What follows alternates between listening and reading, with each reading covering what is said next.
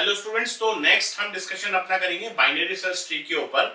Binary search tree start करने से पहले मैं थोड़ा सा आपको बाइनरी ट्री के बारे में इंट्रोडक्शन फिर से देना चाहूंगा, क्योंकि हम पहले ये देख लें कि बाइनरी सर्च ट्री को हम पढ़ क्यों रहे हैं, इसकी जरूरत हमें क्या है, ऐसी इसके रियल लाइफ एप्लीकेशंस क्या है कि ये इतना यूज किया जाता है। देखिए, लास्ट लेक्चर में मैंने आपको बाइनरी ट्री के बारे में बताया था। वहां पर मैंने आपको कंप्लीट बाइनरी ट्री भी बताया था। कंप्लीट बाइनरी ट्री एक ऐसा ट्री होता है जिसमें कि हम हर एक लेवल पर दो नोड्स रखते हैं एक्सेप्ट द लास्ट लेवल, जिसमें हमारी लीफ नोड्स आती हैं और जिनका कोई चाइल्ड नहीं होता।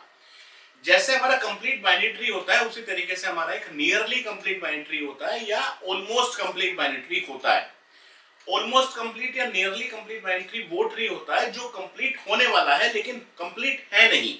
ठीक, हालांकि प्रैक्टिकल अगर हम बात करें तो नियरली कंप्लीट बाइनरी ट्री या ऑलमोस्ट कंप्लीट बाइनरी ट्री एक तरह का कंप्लीट बाइनरी ट्री ही है, लेकिन अगर एग्जैक्ट डेफिनेशन की बात करें तो एक ऐसा ट्री जो कंप्लीट नहीं है लेकिन कंप्लीट होने वाला है। अब इसको डेफिनेशन को कैसे समझें। अब आप एज्यूम करिए आपके पास लेट सपोज एक कंप्लीट बाइनरी ट्री है। मान लीजिए आपके पास एक कंप्लीट बाइनरी ट्री है। ये कंप्लीट बाइनरी ट्री है क्योंकि इसमें हर एक लेवल पर दो नोड्स हैं एक्सेप्ट द लास्ट लेवल, क्योंकि वो लीफ नोड है। अब अगर इस ट्री से मैं आपकी ये वाली नोड रिमूव कर देता हूं, सपोज ये वाली नोड रिमूव कर देता हूं, तो ये क्या ट्री बनेगा, ये कैसे ट्री हो गया। अब इस ट्री में अगर आप एक नोड लगा दें तो भी ये कंप्लीट हो जाएगा, और अगर आप इसमें से एक नोड हटा दें तो भी ये कंप्लीट हो जाएगा। इट मींस आफ्टर एडिंग और after removal of a single node in this tree it becomes complete binary tree. इसका मतलब ये नियरली कंप्लीट है। इसी तरीके से अगर मैं आपके सामने कंप्लीट बाइनरी ट्री क्रिएट करता हूं, लेट सपोज ये आपका कंप्लीट बाइनरी ट्री है, ये आपका कंप्लीट बाइनरी ट्री है क्योंकि इसमें हर एक लेवल पर हमारी दो नोड्स एग्जिस्ट करनी है एक्सेप्ट द लास्ट लेवल। अब अगर इसमें से हम ये वाली नोड हटा देते हैं तो क्या मेरा ट्री बना, मेरा ट्री बन गया ये वाला, ये वाला ट्री बन गया। इसका मतलब अगर इसमें मैं एक नोड लगा दूंगा तो ये कंप्लीट हो जाएगा। तो अगर मेरा ये कंप्लीट बाइनरी ट्री है तो हम इसको कहेंगे ये मेरा ऑलमोस्ट कंप्लीट बाइनरी ट्री है। बिल्कुल है। इसी तरीके से अगर मैं आपके सामने एक ट्री ये बनाता हूं, लेट सपोज मैंने ये ट्री बनाया, इसकी हाइट भी 2 है, इसकी हाइट भी 2 है। हाइट हमेशा नीचे से ऊपर देखिए या डेप्थ ऊपर से नीचे देखिए, हाइट दोनों की सेम है 2 2। क्या ये ऑलमोस्ट कंप्लीट बाइनरी ट्री है? Yes, this is also almost complete binary tree, क्योंकि अगर आप इसमें से ये नोड हटा देंगे तो ये वापस से कंप्लीट हो जाएगा। तो मैंने आपको वही बोला कि एक ऐसा ट्री जिसमें या तो एक नोड लगाने से या एक नोड हटाने से वो कंप्लीट बाइनरी ट्री हो जाए, उसको हम ऑलमोस्ट कंप्लीट बाइनरी ट्री बोलते हैं। लेकिन जब भी आप ये कंप्लीट बाइनरी ट्री या ऑलमोस्ट कंप्लीट बाइनरी ट्री की बात करें तो हमेशा याद रखिए इसका रिप्रेजेंटेशन हम एरे से करेंगे, और एरे में हम जो एलिमेंट्स डालते हैं वो हमेशा इंडेक्स वाइज डालते हैं। इंडेक्स वाइज डालने का मतलब क्या है कि हम कोई भी कंप्लीट बाइनरी ट्री या नियरली कंप्लीट बाइनरी ट्री ऐसा बना सकते हैं क्या, आप एज्यूम करिए, क्या ये कंप्लीट बाइनरी ट्री हो सकता है? नहीं हो सकता। ये हमारा स्ट्रिक्टली बाइनरी ट्री था जिसमें कि हर एक लेवल पर या तो 0 चिल्ड्रंस थे या 2 चिल्ड्रंस थे, लेकिन ये मेरा कभी भी कंप्लीट बाइनरी ट्री नहीं होगा। तो कंप्लीट बाइनरी ट्री में या ऑलमोस्ट कंप्लीट बाइनरी ट्री में जब भी आप अपनी नोड्स को ऐड करेंगे तो हमेशा लेफ्ट टू राइट ऐड करेंगे जब तक कि वो लेवल फुल ना हो जाए। जब लेवल फुल हो जाएगा फिर आप नेक्स्ट लेवल पर जाएंगे, उस नेक्स्ट लेवल में जो सबसे पहले लेफ्ट सब ट्री होगा, जो उसकी लेफ्ट मोस्ट नोड होगी पहले वो आएगी, और फिर आप हमेशा लेफ्ट टू राइट उसको फिल करेंगे। फॉर एग्जाम्पल अगर आपके पास एक नोड ये वाली है, अब आप अगर आपको उसमें नेक्स्ट नोड ऐड करनी है तो आप इसका सबसे पहले लेफ्ट चाइल्ड ही बनाएंगे।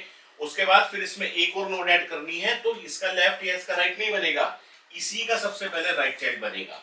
अब ये लेवल मेरा फुल हो गया। जब ये लेवल फुल हो गया फिर आप नेक्स्ट लेवल पर आए, और नेक्स्ट लेवल पर आने के बाद भी ये जो लेफ्ट मोस्ट ट्री है सबसे पहले इसी के लेफ्ट चाइल्ड बनेगा आपका, फिर इसी का राइट चाइल्ड बनेगा, फिर इसका लेफ्ट बनेगा, फिर इसका राइट बनेगा, क्योंकि इंडेक्स वाइज आपको चलना है 1 2 3 4 5 6 7 8 9 इस तरीके से। ठीक है, अगर बीच में से कोई भी इंडेक्स आपका मिस होता है तो फिर वो मेरा कंप्लीट बाइनरी ट्री या ऑलमोस्ट कंप्लीट बाइनरी ट्री नहीं होगा। ठीक है, इसलिए जो भी आप हीप्स पढ़ते हैं, जब हम हीप्स को देखेंगे तो हीप्स जब आप पढ़ते हैं तो हीप्स में हम ये नियरली कंप्लीट बाइनरी ट्री ही लेकर चलते हैं। ठीक है, अब चलिए एक थोड़ा सा और इंटरेस्टिंग फैक्ट देखते हैं इसमें क्या होता है। लेट सपोज आपके पास एक टेबल क्रिएट करते हैं। लेट सपोज आपके पास एक बाइनरी ट्री है जिसमें कि एक नोड एग्जिस्ट कर रही है, लेट सपोज ए, एक सिंगल नोड है, ये मेरा बाइनरी ट्री है। मैंने बताया था आपको कि ऐसा ट्री जिसमें तो कोई भी चाइल्ड ना हो या जो भी हमारा नोड है उसके तो 0 चाइल्ड हो, 1 चाइल्ड हो, 2 चाइल्ड हो, यहाँ पर इसका कोई चाइल्ड नहीं है। बाइनरी ट्री है, कितनी नोड्स है इसमें? एक नोड है हमारी इसमें, ठीक है, लिख लेते हैं। तो हम यहाँ लिखते हैं कि मिनिमम नंबर ऑफ नोड्स, हम यहाँ लिखते हैं मिनिमम नोड्स कितनी है। उसके बाद यहाँ पर हम लिखेंगे मैक्सिमम नोड्स, कि मैक्सिमम नोड्स कितनी है, और यहाँ पर हम मैक्सिमम नोड्स लिखते हैं लेट सपोज अगर ये कंप्लीट बाइनरी ट्री है। इसी तरीके से हम लिखेंगे मैक्सिमम नंबर ऑफ नोड्स अगर ये मेरा ऑलमोस्ट कंप्लीट बाइनरी ट्री है। एक इसकी टेबल बनाते हैं पहले, ठीक है। तो मैक्सिमम नोड्स लिखते हैं अगर वो कंप्लीट बाइनरी ट्री है, मैक्सिमम नोड्स लिखते हैं अगर वो ऑलमोस्ट कंप्लीट बाइनरी ट्री है। मिनिमम नोड्स कितनी होगी वो लिख लेते हैं, और लेट सपोज एक कॉलम और बना लेते हैं, हाइट का बना लेते हैं, लेट सपोज एक कॉलम हाइट। अब अगर आप इस ट्री को देखें तो इसकी हाइट कितनी है? अगर आप इस ट्री को देखें, दोबारा बना लेते हैं इसको, इस ट्री की हाइट कितनी है? 0, क्योंकि कोई एज नहीं है इसमें, 0 हाइट है इसकी। मिनिमम नोड्स कितनी हो गई इसमें? थोड़ा सा और ब्यूटीफाई कर लीजिए। नोड्स कितनी हो गई इसमें? मिनिमम नोड्स एक ही नोड होगी, ठीक है। मैक्सिमम नोड्स कितनी होंगी? इसको थोड़ा सा यहाँ पर कर दिया, ठीक है। इसको भी थोड़ा सा यहाँ बना लीजिए दोबारा से, ठीक है। यहाँ पर इसकी हाइट बन दी, यहाँ पर हाइट 0 हो गई, मिनिमम नोड्स 1 हो गई। मैक्सिमम नोड्स कितनी है? मैक्सिमम नोड्स भी 1 ही है, कंप्लीट बाइनरी ट्री भी यही है और ऑलमोस्ट कंप्लीट बाइनरी ट्री भी यही है, दोनों सेम है इस केस में। आगे चलते हैं, अब हम हाइट बढ़ाते हैं इस बाइनरी ट्री की। अब जब आपने इसकी हाइट बढ़ाई तो एक नोड तो ये आ गई और एक नोड आपकी ये आ गई, ठीक है। हाइट 1 का एक ऐसा ऑलमोस्ट कंप्लीट बाइनरी ट्री यही बनेगा जिसमें कम से कम एक नोड तो हो। और अगर कंप्लीट बाइनरी ट्री बनाना है तो वो कंप्लीट बाइनरी ट्री कैसा बनेगा? तो कंप्लीट बाइनरी ट्री आपका ये होगा कि ये नोड और अगले लेवल पर भी दोनों नोड्स होंगे। तो ये तो आपका हो गया सीबीटी और ये आपका हो गया ACBT, almost complete binary tree, बिल्कुल ठीक बात है। अब अगर आप हाइट 1 की बात कर रहे हैं, क्योंकि हाइट 1 हो गई है, हाइट इसमें हमारी हो गई 1, तो हाइट 1 में मिनिमम नोड्स कितनी होंगी? 2। कब से, मतलब हाइट 1 का तभी बनेगा ना जब एक तो रूट नोड हो और एक एटलीस्ट उस रूट नोड का लेफ्ट चाइल्ड हो, तभी हाइट 1 होनी है। तो मिनिमम नोड्स मेरी तो होंगी ही होंगी। अब अगर वो ऑलमोस्ट कंप्लीट बाइनरी ट्री है या वो कंप्लीट बाइनरी ट्री है, तो कंप्लीट बाइनरी ट्री है तो कितनी नोड्स होंगी? मैक्सिमम 3 नोड्स होंगी। तो maximum nodes in case of complete binary tree is 3, और maximum nodes in case of almost complete binary tree कितनी होंगी?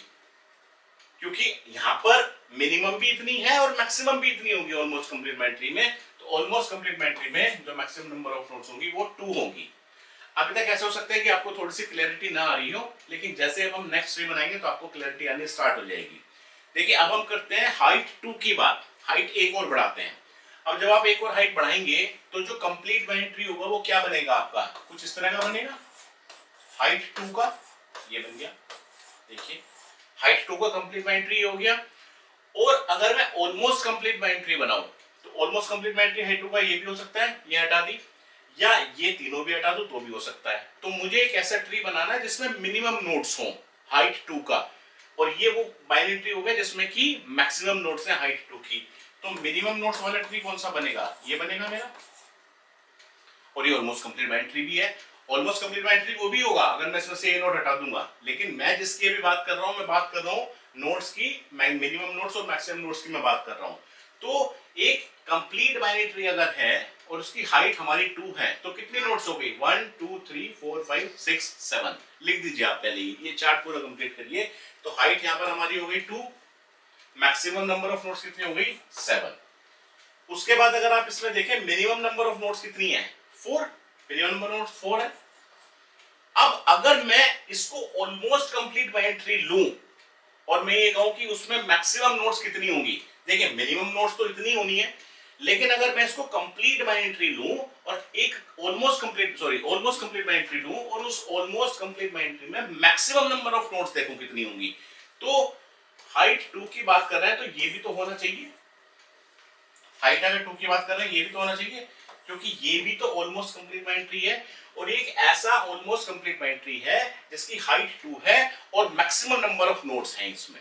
क्योंकि अगर एक नोड और लगा दूंगा फिर वो कंप्लीट बाइनरी ट्री बन जाएगा, वो मैं ऑलरेडी लिख चुका हूं। यानी कि ये एक ऐसा ऑलमोस्ट कंप्लीट बाइनरी ट्री है जिसकी हाइट 2 है और जिसमें maximum number of nodes exist कर रही हैं। तो यहाँ पर नोड्स कितनी हो गई? 1 2 3 4 5 6, लिख दीजिए यहाँ पर हमारी नंबर ऑफ नोड्स हो गई 6, ठीक है।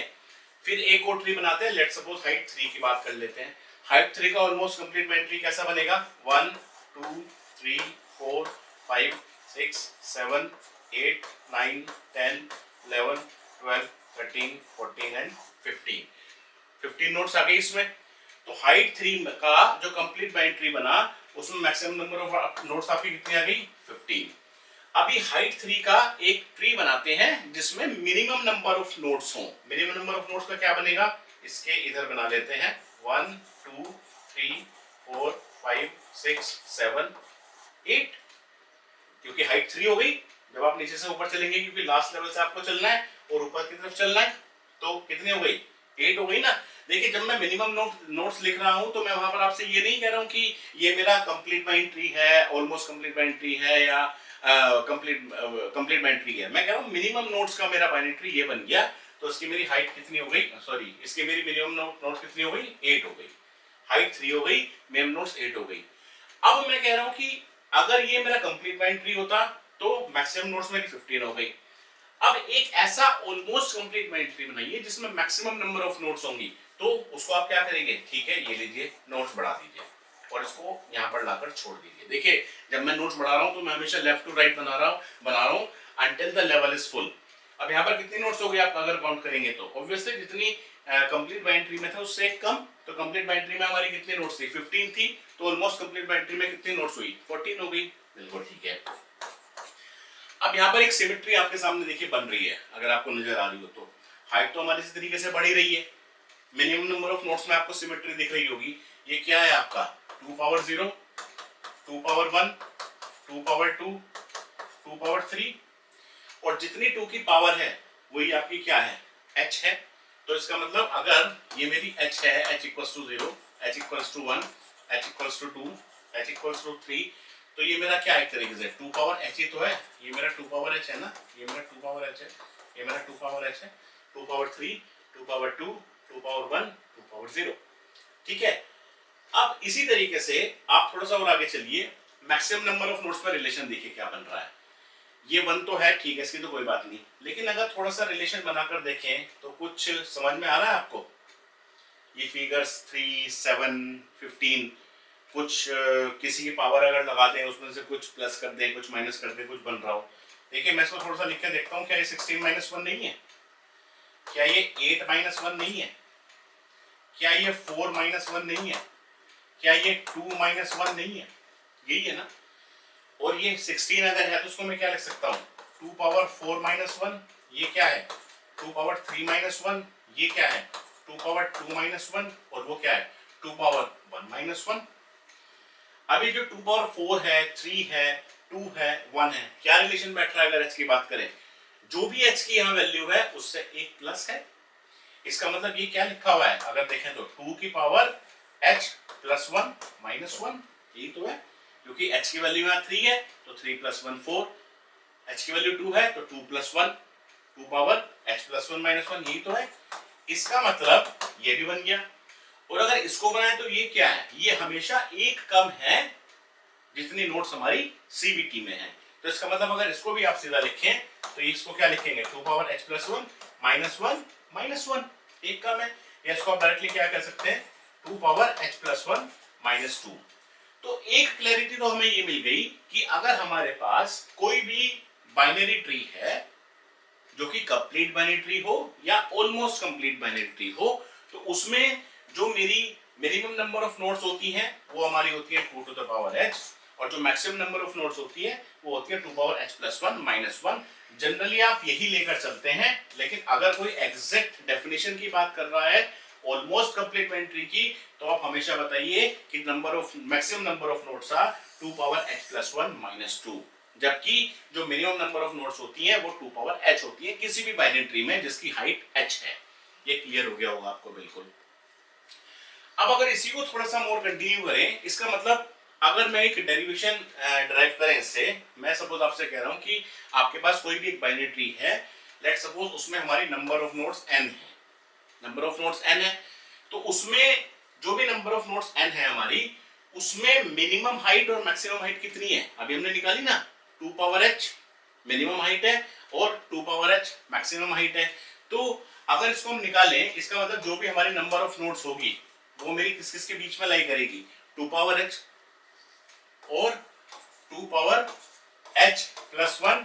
अब चाहे तो आप यहाँ पर -2 लिख लें, चाहे -1 लिख लें, उससे कोई फर्क नहीं पड़ता, क्योंकि -1 is a very less quantity. ठीक, उसके बाद आप क्या करिए, ये नंबर ऑफ नोड्स हो गए ना, number of nodes in a tree of height h हमेशा इतनी होंगी, 2 पावर h से छोटी और इससे बड़ी। अभी हमने निकाला, फिर देख लीजिए, अगर आपके पास यहाँ पर जो आपने निकाले नंबर ऑफ नोड्स तो निकाले ना आपने, नंबर ऑफ नोड्स आपकी 2 पावर h में ही तो आई, मिनिमम नोड्स आपकी 2 पावर h हैं और मैक्सिमम नोड्स आपकी 2 पावर h प्लस 1 माइनस 1 या 2 प्लस h प्लस 1 माइनस 2, ये नंबर ऑफ नोड्स ही हैं आपकी।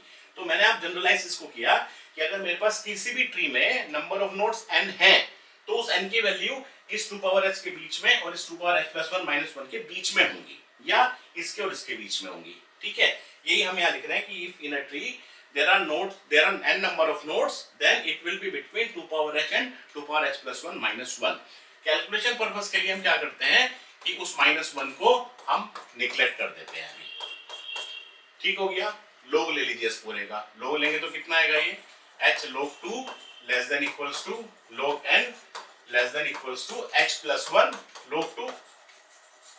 ये आपने पूरे उसका log ले लिया, log लेने के बाद अब आप क्या कर दीजिए, उस पूरे को log 2 से डिवाइड कर दीजिए। log 2 से आप डिवाइड करेंगे तो h less than equals to log n upon log 2, उसके बाद ये आपका आ गया less than equals to h plus 1, या हम क्या कह सकते हैं, h is less than equals to log n base 2, log n base 2 को हम क्या लिखते हैं, lgn less than equals to h plus 1। या हम सीधा सीधा क्या कह सकते हैं कि जो भी आपकी हाइट आई इस बाइनरी की वो आपकी होती है log n का लोअर बाउंड। तो height of any binary tree in general case is log n base 2 या LGN। LGN means log n base 2, and हमने उसका लोअर बाउंड क्यों लिया है, क्योंकि h से लेकर वो h प्लस 1 तक है। ठीक है, क्लियर हो गया होगा आपको। अब जो हमने स्टार्ट किया था अपना डिस्कशन सबसे पहले कि बाइनरी सर्च ट्री पर, तो बाइनरी सर्च ट्री हम क्यों पढ़ रहे हैं, क्योंकि हम ये एज्यूम कर रहे हैं अभी कि जो ट्री हमारे पास है उसकी जो हाइट है वो log n है, जो उसकी हाइट है वो log n है। अब आप देखिए, जब आपने एरे को पढ़ा था, एरे में जब आपने ऑपरेशंस परफॉर्म किए थे, लेट्स सपोज आपने ट्रैवर्सिंग परफॉर्म की थी, आपने सर्चिंग परफॉर्म की थी, तो वर्स्ट केस में जो रनिंग टाइम उसका आता है सर्चिंग का, वो आपका आता है n, ऑर्डर ऑफ n आता है। क्यों, क्योंकि अगर आपके पास n एलिमेंट्स हैं किसी एरे में और आप किसी एलिमेंट को सर्च कर रहे हैं और लेट सपोज वो एलिमेंट आपको बिल्कुल लास्ट इंडेक्स पर मिल रहा है, तो आप वन बाय वन उस पूरी एरे को ट्रैवर्स करेंगे। इसका मतलब आपने लूप चलाया 1 to n और एलिमेंट आपको लास्ट इंडेक्स पर मिला, तो रनिंग टाइम कितना हो गया, ऑर्डर ऑफ n हो गया उस केस में रनिंग टाइम। लेकिन जब आप उसी एलिमेंट के कलेक्शन को अपने बाइनरी सर्च ट्री से रिप्रेजेंट करेंगे, तो बाइनरी सर्च ट्री में होगा क्या कि वही रिप्रेजेंटेशन मेरा ट्री में कन्वर्ट हो जाएगा और मैक्सिमम ऑपरेशन जो भी मैक्सिमम टाइम जो भी लेगा वो ऑपरेशन, वो कितना होगा, वो हाइट के इक्वल हो सकता है, यानी कि मैक्सिमम log n हो सकता है। इसका मतलब जो सर्चिंग ऑपरेशन अगर हम BST में लगाएंगे तो वो वर्स्ट केस में log n होगा। हालांकि वर्स्ट केस यहाँ पर भी ऑर्डर n आ सकता है, वो BST का एक एक्सेप्शनल केस है। तो जब वो log n आता है तो हम और तरह के ट्रीज पढ़ते हैं, जिसको हम ABL ट्री बोलते हैं, जिसको हम रेड ब्लैक ट्री बोलते हैं, जो कि इसका भी एडवांसमेंट है।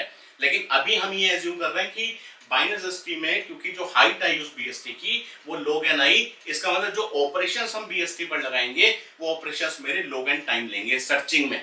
ठीक, इसीलिए इसका रनिंग टाइम ज्यादा फास्ट होता है, BST फास्ट होता है। और BST के बहुत रियल टाइम एप्लीकेशंस आपके पास एग्जिस्ट करती हैं। फॉर एग्जांपल कि अगर आप BST का अगर आप एक एक्सटेंशन करेंगे आगे चल के तो B ट्री आता है इसमें। ठीक है, तो जितने भी हमारे डेटाबेसेस आप पढ़ते हैं उसमें आप इंडेक्सेस क्रिएट करते हैं तो वहां पर बैकएंड में B ट्री चलता है आपका। ठीक, या आप डिक्शनरी बनाते हैं, ठीक है, डिक्शनरी जो लेते हैं आप उसमें की वैल्यू पेयर रखते हैं अपने पास, वहां पर आपका बैकएंड में BSTs चलते हैं। या गूगल सर्चिंग आपने देखी होगी तो गूगल सर्चिंग में आपका BST यूज होता है। ठीक, या जो फाइल कलेक्शन आप अपने सिस्टम पर स्टोर करते हैं, अगर आप किसी भी फाइल को सर्च करते हैं तो वो भी आपका BST में चलता है। ठीक है, उसके बाद आप जैसे स्पेलिंग आप चेक करते हैं, आप जैसे वर्ड पर कुछ भी लिख रहे हैं तो कहीं पर आपकी कोई स्पेलिंग गलत हो जाती है तो वो ऑटो करेक्ट कर देता है, या स्पेलिंग में कुछ गड़बड़ है तो वहां पर भी आपका ये चलता है। तो BST की बहुत रियल टाइम एप्लीकेशंस हैं। या जैसे आप ये कह सकते हैं कि नेटवर्किंग की आप बात करें तो नेटवर्किंग में आपकी राउटिंग टेबल्स बनती हैं, वो राउटिंग टेबल्स हम BST में मैनेज करके चलते हैं। ठीक, तो BST की खैर हमारी बहुत एप्लीकेशंस हैं। ये अभी एक बेसिक मैंने आपको बताया कि BST क्यों पढ़ रहे हैं, क्या इसकी जरूरत हमें है, क्योंकि आप माइंड में सबसे पहले ये रखिएगा क्योंकि बीएसटी का जो रनिंग टाइम है वो बहुत फास्ट होता है, ठीक है, इसीलिए हम बीएसटी को पढ़ रहे हैं। अब जो नेक्स्ट हमारा इसमें चलेगा, बीएसटी के ऊपर हम ऑपरेशंस पढ़ेंगे। ऑपरेशंस में सबसे पहले आपका आएगा सर्चिंग ऑपरेशन, सबसे पहले हम ट्रेवर्सल पढ़ेंगे बीएसटी का, जिसमें कि आपका in order, pre order, post order traversal आएगा। फिर सर्चिंग करेंगे बीएसटी में कि किसी भी नोड को सर्च करना है, ठीक। उसके बाद हम इसमें देखेंगे मिनिमम एलिमेंट फाइंड करना है बीएसटी में, मैक्सिमम एलिमेंट फाइंड करना है, किसी नोड का प्रीडिसेसर निकालना है, किसी नोड का सक्सेसर निकालना है, इंसर्शन करके देखेंगे इसमें और डिलीशन करके देखेंगे। तो ये जितने भी प्रोसीजर्स हैं हम वन बाय वन करेंगे, with the help of algorithm करेंगे, और यहाँ पर हमारा रिकर्जन भी यूज होगा, ठीक है। कुछ प्रोसीजर्स ऐसे आएंगे ट्रेवर्सल वाले जिसको हम रिकर्जन से भी कर सकते हैं और इटरेशन से भी कर सकते हैं, तो यहाँ पर हम करके देख लेंगे उसको इटरेशन से भी, और देखेंगे कि कितना डिफरेंस है एल्गोरिथम की लेंथ में, ठीक है। चलिए नेक्स्ट हम स्टार्ट करते हैं अपना ट्रेवर्सल्स पर, ठीक, ओके।